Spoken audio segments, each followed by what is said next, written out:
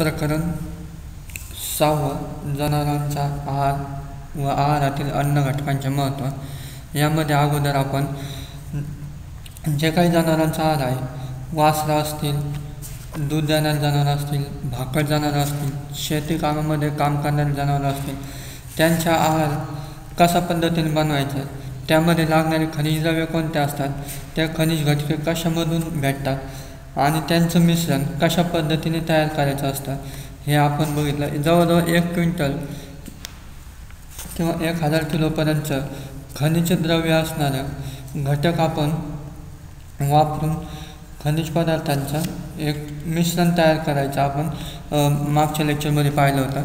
ह्या लेक्चरमध्ये आपण शरीराला लागणारे जीवनसत्वे, त्यांची उपलब्धता आणि त्यांचे अभावी होणारे परिणाम हे बघणार आहोत। यामध्ये बघत असताना तुमच्यासमोर एक फोटो आहे, त्या फोटोमध्ये चार्ट दिसतोय। त्या चार्टमध्ये आपल्याला अनुक्रमणिका, जीवनसत्वांचे नाव, आवश्यकता, अभावी होणारे दुष्परिणाम, जीवनसत्वे मिळण्याचे पदार्थ हे आपण बघणार आहोत। आपण पहिल्यांदा जीवनसत्वे पण बघितली होती, त्यामध्ये ते कोणत्या याच्यामधून भेटतात ते पण बघितलं होतं। पण आता यामध्ये महत्त्वाचं आपल्याला असणार आहे त्यांची कमतरता असल्यानंतर त्या जनावरांवरती काय परिणाम होतात आणि ते दूर करण्यासाठी आपल्याला ते वापरणं गरजेचं असतं, हे आपल्या यामधनं लक्षात येणार आहे। तर पहिल्यांदा आहे जीवनसत्व। जीवनसत्वामध्ये काय गरजेचं असतं तर त्वचा व डोळे यांचं आरोग्य चांगलं ठेवण्यासाठी या जीवनसत्वांची आवश्यकता असते। जर ते जीवनसत्व त्यांच्या खाद्यामध्ये नसतील, त्यांच्या आहारामध्ये नसेल, तर त्याचे होणारे दुष्परिणाम त्वचेचे रोग, आंधळेपणा, डोळ्यांचे बुबुळे पांढरे पडणे अशा प्रकारचे परिणाम त्याच्यामधनं दिसून येतात। त्याच्यानंतर ते मिळण्याचं कशापासून ते मिळू शकतात तर गाजरं व त्याची पानं, मेथी घास, सोयाबीनचा भुस्सा किंवा सोयाबीन, ओट यांची वैरण यापासून हे जीवनसत्वे त्यांना मिळत असतात। दुसरं जीवनसत्व आहे ब जीवनसत्व। त्यापासून काय होतं तर शरीराची वाढ होण्यासाठी हे ब जीवनसत्व गरजेचं असतं। नसेल तर काय होणार आहे की त्या जनावरांची वाढ खुंटणार आहे। बेरीसारखे आजार त्या जनावराला आढळणार आहे। तर ते कशामधनं मिळतं आहे ब जीवनसत्व?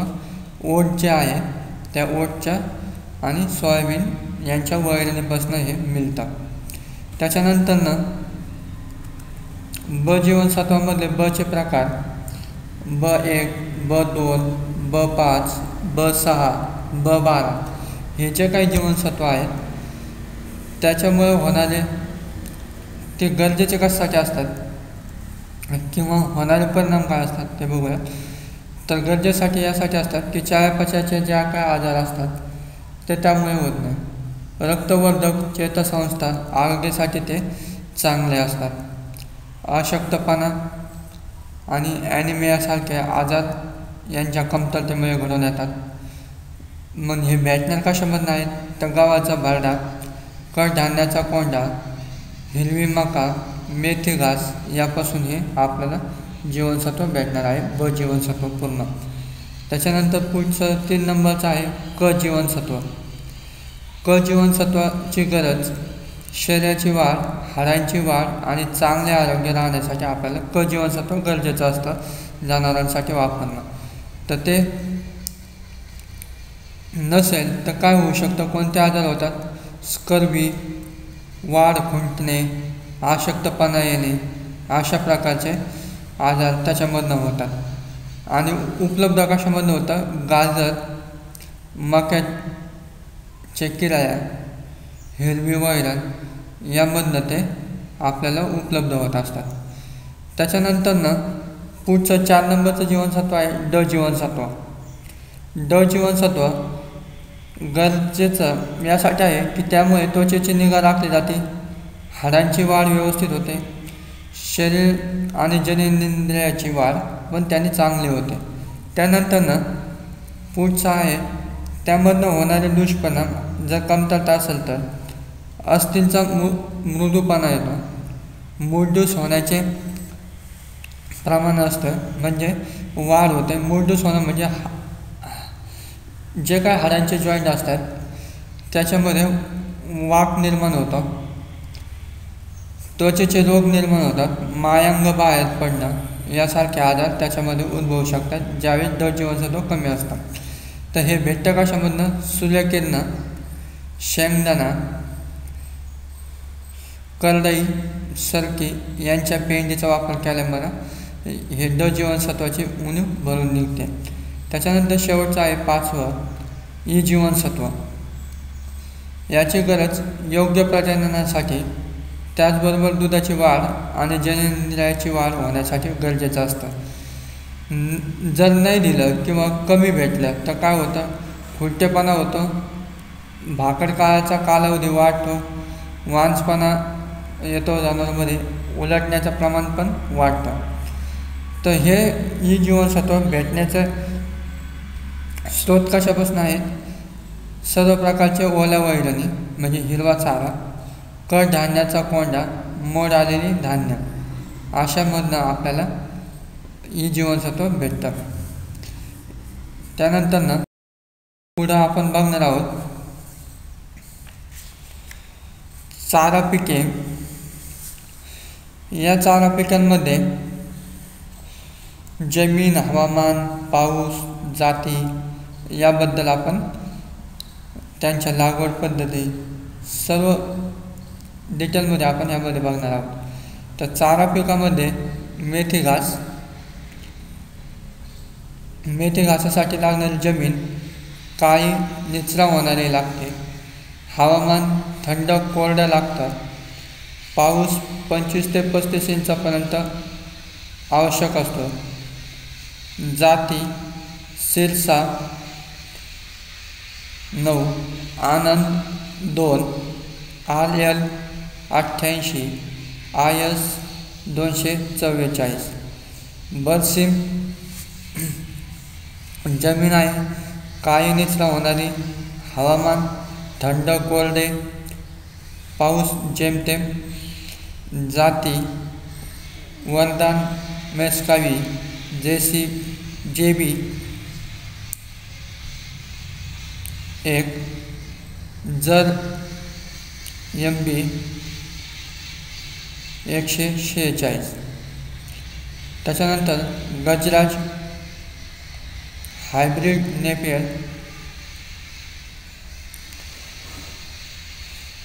जमीन त्याच्यासाठी लागते काळी भारी गाळाची जमीन, हवामान उष्ण थंड कोरडे हवामान लागतं आहे, पावसाचा 30 ते 35 इंचापर्यंत पाऊस त्याच्यासाठी लागतो, जाती गजराज एलिफंट ग्रास, आफ्रिकन बाजरी, मका मेज त्यासाठी जमीन लागते काळी गाळाची, हवामान उष्ण कोरडे, पाऊस 20 ते 25 इंच, जाती गंगा 2, 5, 101. या गंगामध्ये व्हरायटी म्हणजे डेव्हलप केलेल्या आहेत. डेक्कन, आफ्रिकन टॉल ह्या चाऱ्यासाठी लागणाऱ्या व्हरायटी आहेत. त्यानंतर चवळी कावपी त्याला म्हटलं जातं, त्यासाठी जमीन काळी भारी गाळाची आणि मध्यम जमीन निवडावी, हवामान उष्ण आणि कोरडं जमते तिच्यासाठी, पाऊस 20 ते 25 इंचापर्यंत लागतो, जाती IPF RIS 450, 457 या जाती चवळीसाठी असतात. नंतर पुढं मेथी घासाची मशागत, नांगरणी कुळवणी त्याच्यामध्ये केली जाते लागवडीच्या अगोदर. त्यानंतर एकरी बियाण्याचं प्रमाण आहे 8 ते 10 किलो विस्कटण्यासाठी म्हणजे फेकण्यासाठी वापरलं जातं. पेरणीचा कालावधी ऑक्टोबर-नोव्हेंबर आहे. त्यानंतर बरसिंग, त्यासाठी मशागत लागवडी अगोदर किंवा करण्या अगोदर नांगरणी कुळवणी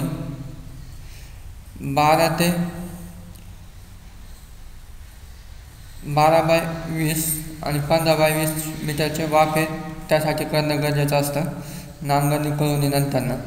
आणि एकरी बियाणं 30 किलो पर हेक्टरी त्याच्यामध्ये वापरलं जातं. पेरणीचा कालावधी ऑक्टोबर ते नोव्हेंबरचा आहे, म्हणजे दिवाळी दरम्यानचा. गजराज हायब्रिड नेपियर, यामध्ये मशागत नांगरणी कुळवणी करायची आहे. सऱ्या पाडल्या जातात. या सऱ्या 2.5 वा 2.5च्या असतात. एकरी बियाणे त्याच्यामध्ये नाही आहेत, त्याला आपण कांड्या लावतो. पेरणी काळ ऑक्टोबर नोव्हेंबर त्याचा असतो, म्हणजे लागवडीचा कालावधी हा ऑक्टोबर ते नोव्हेंबर असतो. याच्यामध्ये गजरामध्ये ज्याप्रमाणे ऊसाची लागवड केली जाते त्या पद्धतीने किंवा उभ्या काळ्या याच्यामध्ये खोसल्या जातात.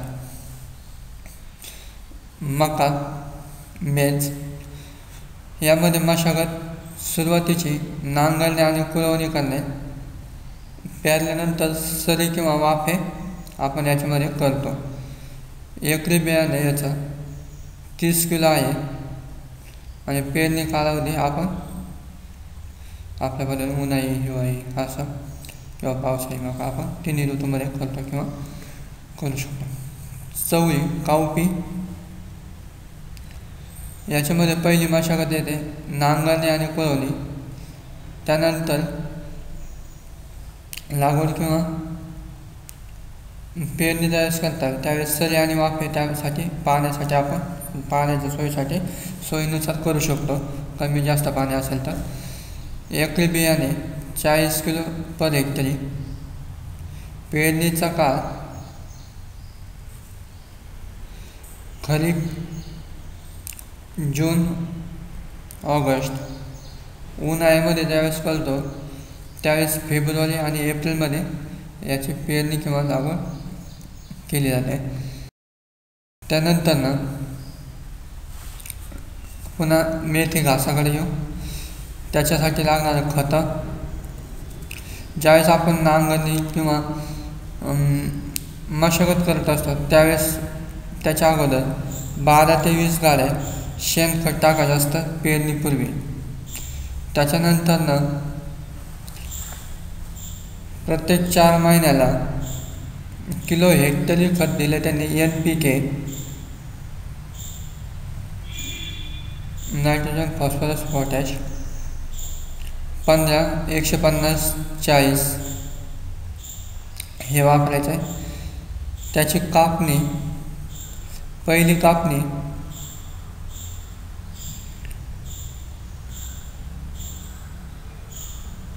2 ते 2.5 महिन्याने येते. दुसरी कापणी 1.5 महिन्याने येते आणि त्यापुढील कापणी 1 महिन्याने आपले चालू होतात रेग्युलरमध्ये. बरसिंग, याच्यासाठी खतं जे काय लागतात पूर्व मशागतीच्या अगोदर 40 ते 50 गाड्या शेणखत, 350 ते 400 kilo super phosphate, 50 kilo MOP पर हेक्टरी याच्यामध्ये वापरायचे. याची कापणी, पहिली कापणी जमिनीपासून 4 ते 5 इंचावर करायची आणि दुसरी कापणी जी काही चालू होणार तुमची ती 50 ते 60 दिवसानंतर दुसरी कापणी चालू होते तुमची.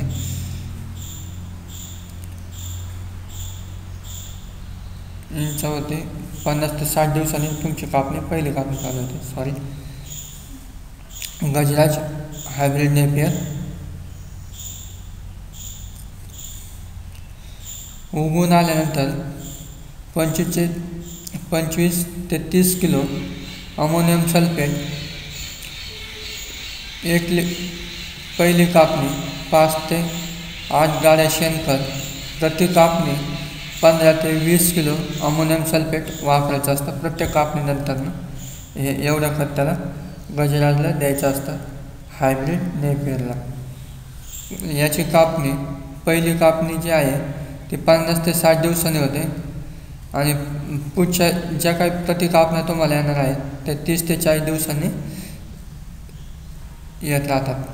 त्याच्यानंतर मकासाठी लागणारे खत आहे 12 ते 20 गाड्या शेणखत. NPK सांगितले 50.5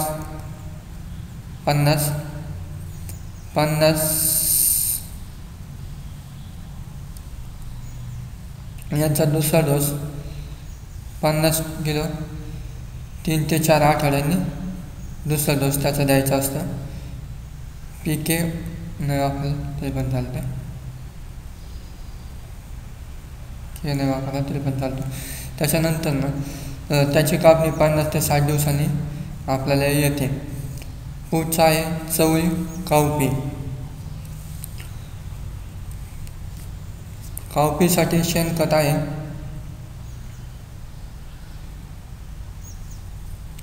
12 ते 20 गाड्या शेणखत आपल्याला द्यायचं आहे. 50 ते 60 किलो पोटॅश चवळीसाठी वापरायचं आहे. आणि कापणी फुलावरात आल्यानंतर म्हणजे फुलावरात येण्यासाठी 40 ते 60 दिवसांनी जलजल त्याची कापणी होते. पुन्हा मेथी घासाकडे येऊ आपण. मेथी घासाचं उत्पन्न आपल्याला किती भेटतं? पहिल्या कापणीला 900 ते 1200 किलो एकरी. प्रति कापणीला 20,000 ते 22,000 किलो वार्षिक होतं आणि वार्षिक उत्पन्न आपल्याला 45,000 किलोपर्यंत आपल्याला भेटतं. त्याच्यानंतर बरसिममधनं 50 ते 80,000 टन उत्पन्न भेटते. गाजर गवतमधनं गजराज गवतापासून 80-85 किलो हेक्टरी ते आपल्याला भेटत असतात. त्याच्यानंतर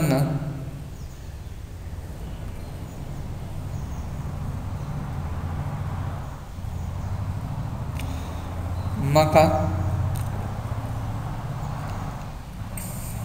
उत्पन्न वैरण 25 ते 30,000 किलो पर एकरी भेटते. चवळी 35 ते 40 किलो एकरी आपल्याला भेटते. धन्यवाद.